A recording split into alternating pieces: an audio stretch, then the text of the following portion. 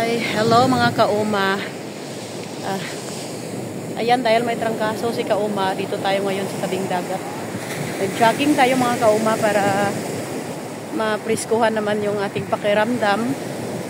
At ayan po yung nakakita natin dito sa tabing dagat after ng bagyong Christine, no? Ayan siya. Makita natin dami ng mga basura naman, no, na nagkalat.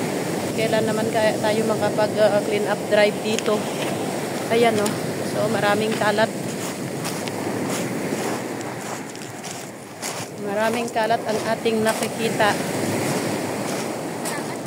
So diyan siguro kita malusot kung ano, ma'am. Sige, balik na lang ta.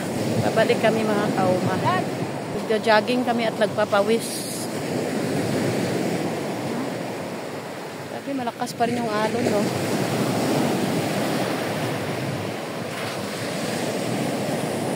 Malabo yung aking video.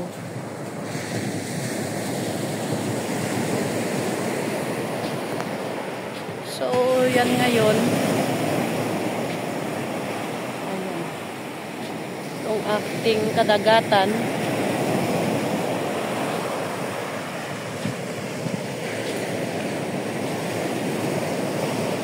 Malayo lang kasama ko. Ayan. Papalapit na tayo sa seawall. Buti na lang mga kauma, merong seawall dito.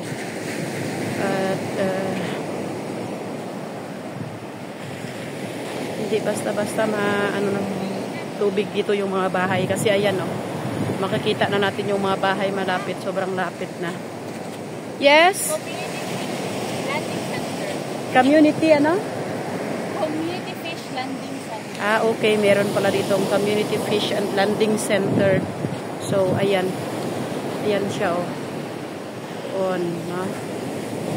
So, ayan, makikita natin, oh. Daming mga plastic, bottles. No? So, yan. Dala ng bagyo yan galing sa dagat. Ayan yung seawall, mga kauma. So, kung makikita natin, ang dami na namang mga plastic bottles. Saan o tabala maka-clean up drive? Sabihin, Sir Jojo. Clean up drive. Na naman tayo. Ayan, no. So, it means abot dito yung tubig, mga kauma. So, kahit ganito, malakas-lakas pa rin yung alon. Ba-blurred ka na, ma'am, oh. Pag matagal.